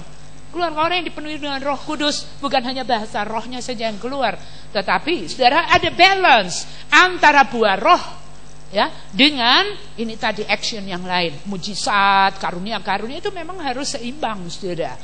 Ya, seimbang juga dengan bahasa roh. Nanti bahasa rohnya kenceng, tetapi buah rohnya nggak ada. Tahu sesamanya dalam kekurangan, tahu sesamanya dalam kebutuhan. Ya, kok bahasa roh kenceng banget, saudara. Ya. Tapi kalau ada orang tutup mata, saudara. Nah ini ya, tapi kalau saya lihat, mari saudara, siapa di sini ingin ya jemaat di tempat ini menjadi jemaat yang seperti jemaat mula-mula, jemaat yang penuh Roh Kudus. Itu ini saudara, ya. Jadi bukan hanya jenis ini, berarti adalah jemaat yang juga royal, ya, tidak cinta uang, tidak cinta harta, ya, tapi adalah dia lihat ada yang berkebutuhan. dia langsung, Roh Kudus akan langsung menggerakkan dia untuk memberikannya. Oke, selanjutnya yang kelima, gereja yang penuh Roh Kudus adalah gereja yang yang tidak takut aniaya, sudah. Yang keenam, gereja penuh Roh Kudus adalah gereja yang berwibawa. Saudara, kalau saya lihat gereja pada masa kini banyak dilecehkan oleh orang non-Kristen. Ya, kenapa saudara? Tidak ada kuasa Roh Kudus dalamnya. Kita lihat satu ayat aja, Kisah Rasul pasal 5, nanti saudara lihat ya. Itu ada pengenalan Ananias dan Safira. Ada jemaat juga loh, gereja-gereja masa kini yang ngibulin pendetanya ya. Oh, jangan-jangan berani dalam gereja mula-mula. Saudara lihat, walaupun para rasul nggak tahu, saudara, ini kasus Ananias dan Safira. Dia bohongin ini para rasul, saudara. Ya, mereka itu kan ada juga disuruh, mereka mau sendiri, mereka mau mempersembahkan. Kalau mereka jual tanah mereka sudah janji. Ini yang perlu saudara tahu. Saudara, kalau janji, bukan janji sama hamba Tuhan, engkau janji sama Tuhan sendiri, saudara. Nah, ini ada kasus di mana Ananias, suami istri ini, Ananias dan Safira ini janji mereka mau jual ladangnya, tanahnya. Nanti kalau sudah terjual mereka mau kasih semua. Ini isi janjinya. Sudah dapat uangnya, itulah kalau mata duitan, ya. Kalau tidak hidup oleh Roh, tidak sungguh-sungguh dituntun oleh Roh Kudus, masih ada keinginan daging, keinginan mata. Sudah lihat apa uang banyak ini, matanya jadi hijau, ya. Lalu gak usah lah, kok banyakan ini, kalau dikasih semua hamba Tuhan. Padahal janjinya semua. Loh, itu kan dia janji sama Tuhan, kan janji sama Rasul Petrus enggak. Istrinya bilang, saya sebagian aja lah, enggak usah banyak-banyak. Tapi saudara, Petrus berkata waktu mereka sudah bawa ini loh, kan kalau hamba Tuhan ya enggak ngerti gini, saudara, wah sepuji Tuhan, wah lumayan. Tapi Petrus bilang apa?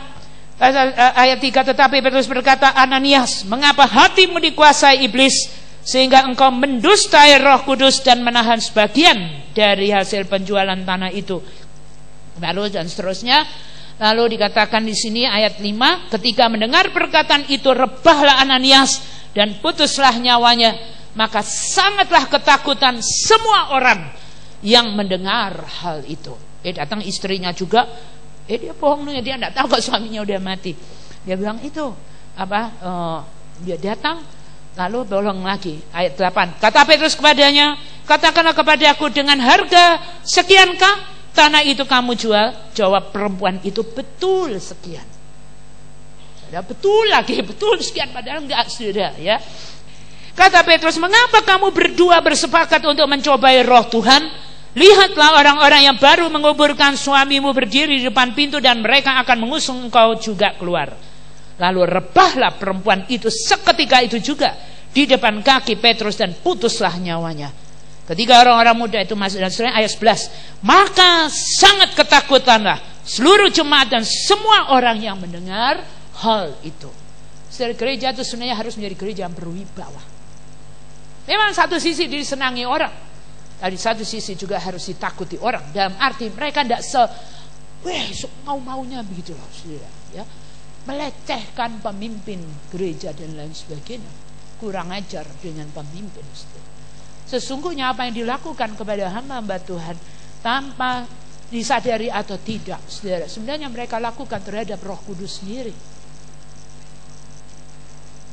Inilah gereja yang dipenuhi Roh Kudus, gereja yang berwibawa, di mana gereja itu sendiri jemaatnya ya tidak semau-maunya, apalagi juga orang luar juga tidak akan berwibawalah. Mereka takut juga, saudara. Mereka tidak maksudnya, tapi kalau kita lihat sekarang, saudara, gereja itu hanya dilecehkan saja, termasuk oleh masyarakat luar, dientengkan begitu. Itu salah sendiri, karena gereja itu tidak dipenuhi dengan Roh Kudus. Gereja yang penuh dengan Roh Kudus adalah gereja yang berwibawa, yang juga ditakuti oleh orang banyak. Nah ini, kita beralih lagi, gereja yang penuh Roh Kudus yaitu gereja yang penuh dengan tanda-tanda dan mujizat. Itu dalam masih di KPR Kisah Para Rasul 5 ayat 12 ya. Tanda-tanda dan mujizat, dan oleh rasul-rasul diadakan banyak tanda dan mujizat di antara orang banyak, Semua orang percaya selalu berkumpul di serambi Salomo dalam persekutuan yang erat. Orang-orang lain tidak ada yang berani menggabungkan diri kepada mereka, namun mereka sangat dihormati orang banyak. Bukan dilecehkan, saudara. Ya, ada wibawa di dalam gereja. Dan makin lama, makin bertambah jumlah orang yang percaya kepada Tuhan, baik laki-laki maupun perempuan. Bahkan mereka membawa orang-orang sakit keluar ke jalan raya dan membaringkannya di atas balai-balai dan tilam, supaya apabila Petrus lewat, setidak-tidaknya bayangannya mengenai salah seorang daripada mereka. Dan juga orang banyak dari kota-kota sekitar Yerusalem datang berduyun-duyun, ya, bukan satu dua orang, berduyun-duyun, serta membawa orang-orang yang sakit dan orang-orang yang diganggu roh jahat, dan mereka semua disembuhkan. Kesimpulannya, gereja yang penuh Roh Kudus adalah gereja yang penuh dengan tanda-tanda dan mujizat. Ini harus, saudara, ini akhir zaman, saudara. Kita harus menjadi gereja yang berwibawa, penuh dengan Roh Kudus, penuh dengan mujizat dan tanda-tanda. Karena memang mau tidak mau, saudara, orang itu memang pada awal-awalnya sebelum dia datang kepada Yesus, mereka memang kita tidak bisa salahkan. Mereka awalnya tertarik oleh tanda-tanda itu sudah lumrah. Nanti kalau mereka sudah dibimbing, ya, mereka tertariknya bukan lagi dengan hal-hal itu, tapi untuk awalnya memang. Dan kenapa orang sakit lebih pergi ke dukun, ke paranormal? Kok kenapa dia tidak pergi gereja? Salah gereja. Karena gereja tidak penuh dengan Roh Kudus, karena gereja tidak penuh dengan tanda-tanda dan mujizat. Mereka pergi ke sana, jangan salahin. Kamu kan orang percaya, kenapa pergi dukun? Kenapa pergi paranormal? Ya kenapa? Karena gereja tidak menjawab. Gereja tidak memberikan jawaban pada orang yang memerlukan. Saudara, jadilah gereja yang penuh dengan Roh Kudus. Bukan hanya pemimpinnya. Saudara, semua orang percaya, saya doakan, saudara, pemimpin Komsel, engkau harus bisa, saudara, mendoakan orang dan mujizat terjadi, lumpuh berjalan, setan keluar, saudara, harus, saudara. Kalau tidak, aduh, orang-orang akan pergi ke tempat lain. Di situ lebih bisa disembuhkan, di situ orang kerasukan bisa dilepaskan. Pergi gereja, setannya nggak keluar-keluar, saudara. Nah ini, orang nggak tertarik dengan gereja, karena gereja tidak memberikan jawaban. Karena gereja tidak penuh dengan Roh Kudus. Selanjutnya, saudara, gereja penuh Roh Kudus adalah gereja yang mengalami perkara-perkara supranatural. Ya, ada yang setuju atau tidak setuju terserah. Tapi kalau saya membaca di sini, gereja yang penuh Roh Kudus itu gereja yang mengalami perkara-perkara supranatural. Antara lain contohnya apa? Masih di Kisah Rasul pasal 5 ayat 17, saudara. Akhirnya mulailah, ini ditangkap lagi, saudara, kasihan, ini Rasul ditangkap lagi. Akhirnya mulailah imam besar dan pengikut-pengikutnya, yaitu orang-orang dari Masyab Saduki, bertindak sebab mereka sangat iri hati. Nah ini, ya saudara perlu tahu lah, orang yang anti itu, ya, yang nantang-nantang itu kadangkala motivasinya karena iri. Mereka menangkap rasul-rasul itu, lalu memasukkan mereka ke dalam penjara kota.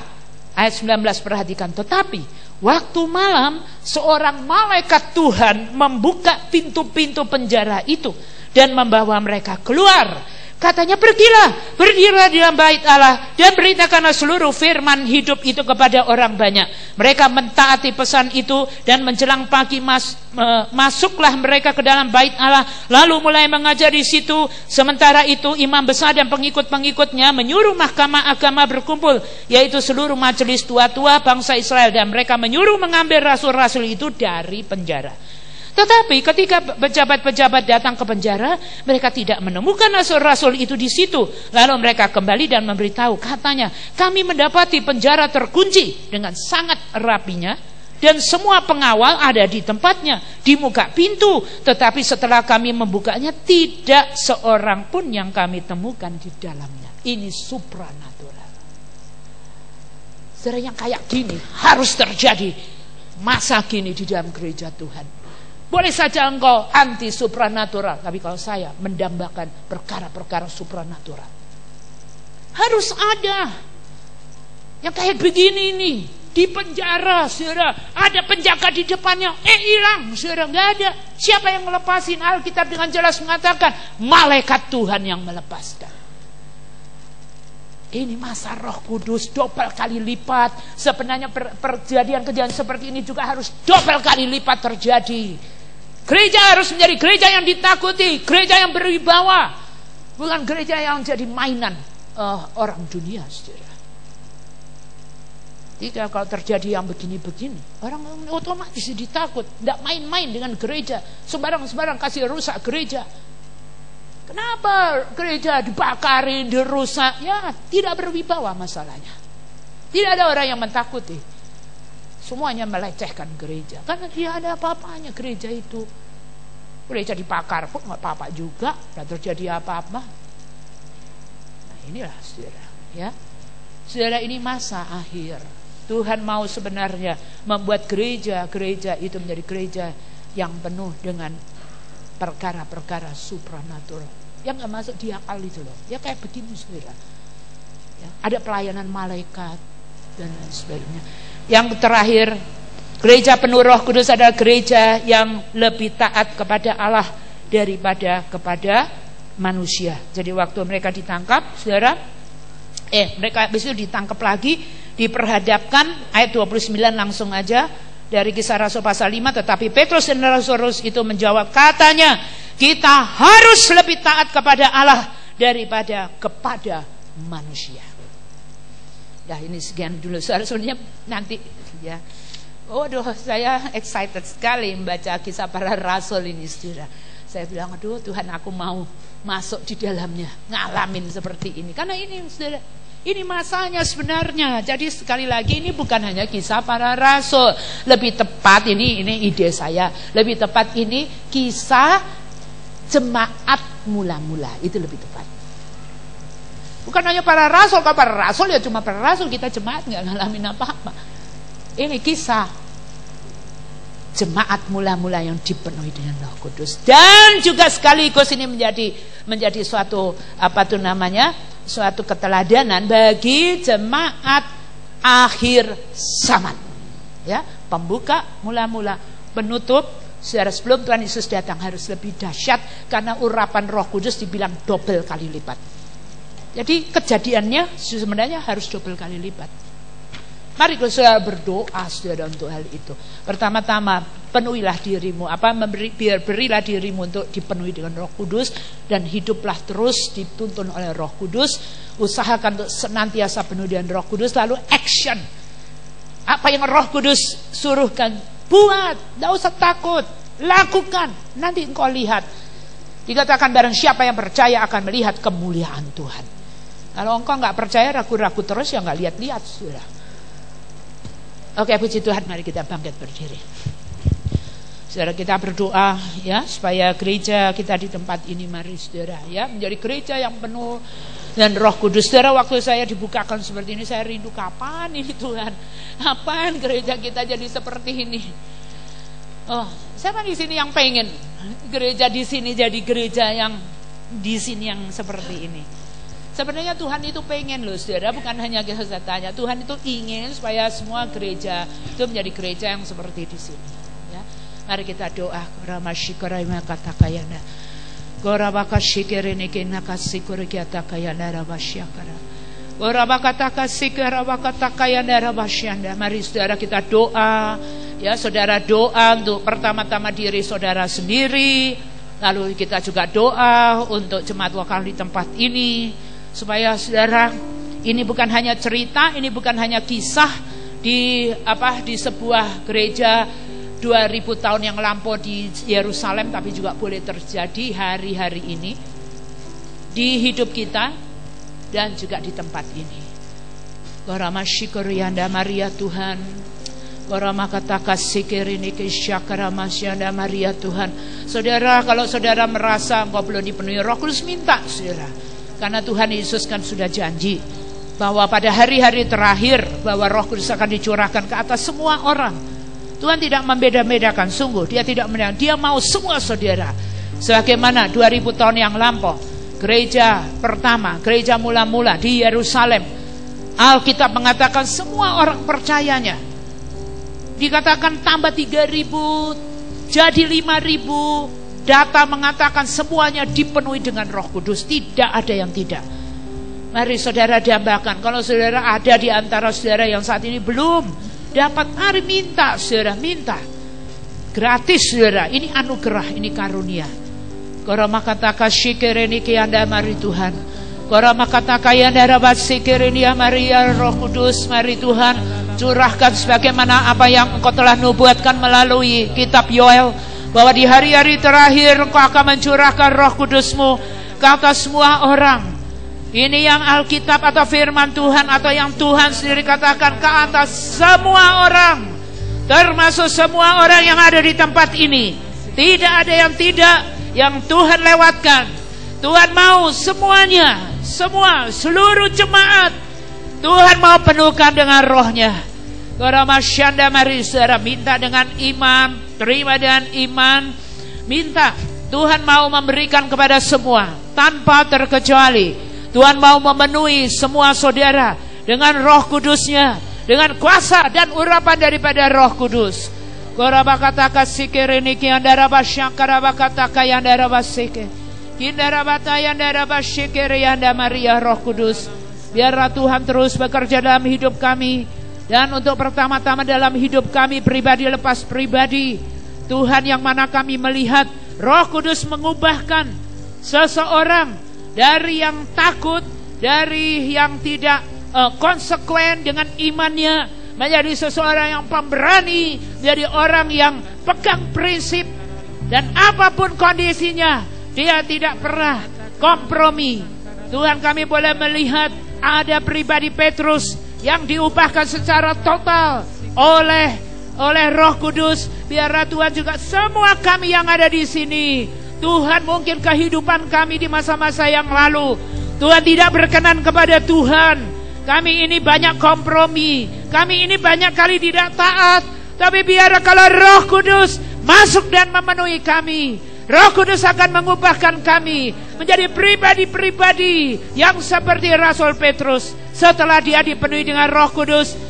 Kalau kami tadinya Tuhan adalah orang yang penakut, kami malu, kami takut untuk berbicara tentang Yesus, untuk bersaksi tentang Yesus. Tuhan, biarlah Roh Kudus memenuhi kami saat ini, mengubahkan kami jadi pribadi yang pemberani dimanapun kami berada, bahkan di hadapan orang banyak, bahkan para pemimpin dan pemuka agama sekalipun. Kami berani berkata bahwa hanya ada satu jalan menuju kepada surga, yaitu melalui Tuhan Yesus Kristus. Di bawah kolong langit ini tidak ada nama lain di mana di dalamnya kami orang bisa diselamatkan kecuali di dalam nama Tuhan Yesus Kristus. Maria Roh Kudus penuhi kami, jadikan kami orang-orang yang berani untuk memberitakan dan memasyurkan tentang nama Yesus. Tuhan, pakai kami semua, bahkan Tuhan melalui karya Roh Kudus yang memenuhi kami. Tuhan, ada tanda-tanda dan mujizat ketika kami berhadapan dengan orang-orang yang tidak percaya. Dan melalui karya Roh Kudus, makin banyak dan lebih banyak orang datang kepada Tuhan. Amin. Tuhan, kami percaya ini hari-hari terakhir. Engkau mau bahwa semua orang itu bertobat dan berbalik kepada Tuhan dan diselamatkan. Pakailah kami Tuhan tanpa terkecuali. Bahkan orang yang bersahaja, orang yang sederhana, orang yang kurang atau tidak terdidik sekalipun, Roh Kudus bisa memakainya. Amin. Tuhan, mari penuhi kami, baik itu para perempuan, ibu-ibu yang sederhana, anak-anak kecil, remaja sekalipun. Oh Tuhan, Engkau bisa pakai di hari-hari terakhir ini. Tuhan, mari Engkau berkarya dalam gereja kami Tuhan, dalam hidup kami masing-masing. Kami rindu Tuhan menjadi orang percaya yang dipenuhi dengan Roh Kudus. Amin. Dan menyatakan Roh Kudus kepada dunia. Kami juga berdoa Tuhan, ini yang menjadi kerinduan kami, supaya gereja lokal di tempat ini menjadi gereja yang penuh Roh Kudus. Amin. Semua jemaatnya, semua orang percaya yang terhimpun dalam gereja lokal di tempat ini menjadi jemaat yang penuh Roh Kudus, yang dipenuhi dengan Roh Kudus. Dan Roh Kudus berkarya di dalam dan melalui kehidupannya. Amin. Terima kasih Tuhan.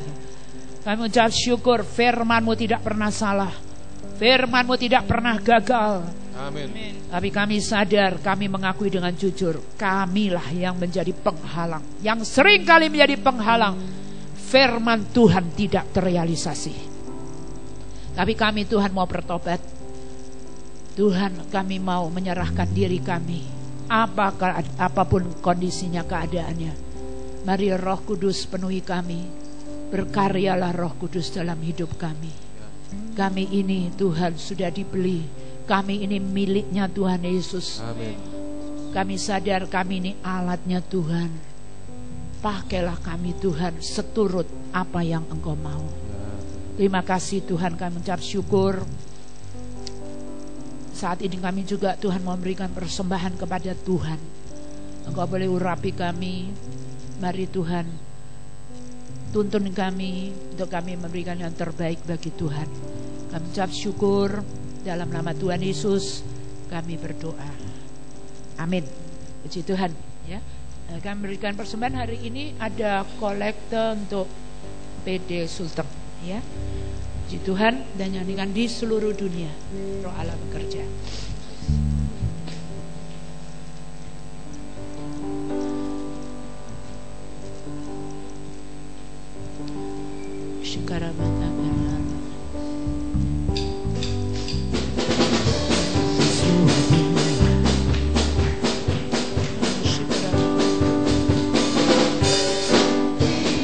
Seluruh dunia Roh Allah bekerja, di seluruh dunia seperti Nabi berkata, di seluruh dunia ada ilham Roh yang heran tentang kemuliaan Tuhan, seperti air menutup lautan.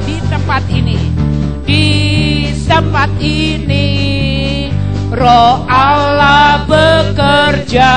Imani saudara, di tempat ini seperti Nabi berkata, di tempat ini ada ilham Roh yang heran tentang kemuliaan Tuhan, seperti air menutup lautan. Di gereja ini Roh Allah bekerja. Di gereja ini seperti Nabi berkata. Mari kita bangkit. Di gereja ini ada ilham Roh yang heran tentang kemuliaan Tuhan, seperti air menutup lautan. Di hidup saya Roh Allah bekerja. Imani saudara, di hidup saya seperti Nabi berkata, di hidup saya seperti ilham Roh yang heran tentang kemuliaan Tuhan, seperti air menutup lautan. Mari kita berdoa. Terima kasih ya Tuhan, inilah iman kami di tempat ini, di gereja ini, dalam hidup kami masing-masing. Amin. Roh Allah bekerja. Amin. Tuhan, inilah kerinduan kami Tuhan, dan kami percaya apa yang kami nyanyikan sebagai doa Tuhan dengar, dan Tuhan akan melakukan. Semua jemaat, semua orang percaya yang berhimpun pada pagi hari ini akan menjadi orang-orang percaya yang dipenuhi dengan Roh Kudus, dan di mana Roh Kudus berkarya di dalam dan melalui kehidupannya. Dan biarlah Tuhan, sebelum kami meninggalkan akan tempat ini, kami berdoa kiranya Tuhan berkenan untuk membuka semua pintu berkat yang ada di surga. Biarlah Tuhan, Engkau Allah yang Maha Pemurah, curahkan saat ini segala berkat yang Engkau punya ya Tuhan, curahkan kepada jemaat-Mu yang pada pagi hari ini sungguh-sungguh mencari Tuhan. Karena Engkau telah berfirman, barang siapa yang mencari Tuhan dengan segenap hati akan mendapatkan upah daripada Tuhan. Biarlah Tuhan Engkau curahkan saat ini semua apa yang diperlukan, baik itu berkat untuk jasmani mereka, segala usaha pekerjaan diberkati, dibuat berhasil di dalam nama Tuhan Yesus. Yang sakit disembuhkan, yang lemah dikuatkan, dipulihkan dalam nama Tuhan Yesus Kristus. Dan Tuhan, semua dalam studi, semua Tuhan, mereka Tuhan, mereka yang masih studi, semua dibuat berhasil dalam studi mereka, Tuhan. Dan juga mereka yang saat ini Tuhan mengalami stres ataupun tertekan, biar Engkau memberikan berkat jiwa nih, ada kelepasan, ada kelegaan dalam nama Tuhan Yesus. Ada damai, sejahtera, shalom, kasih Tuhan yang melimpah-limpah memenuhi seluruh hati jiwa mereka.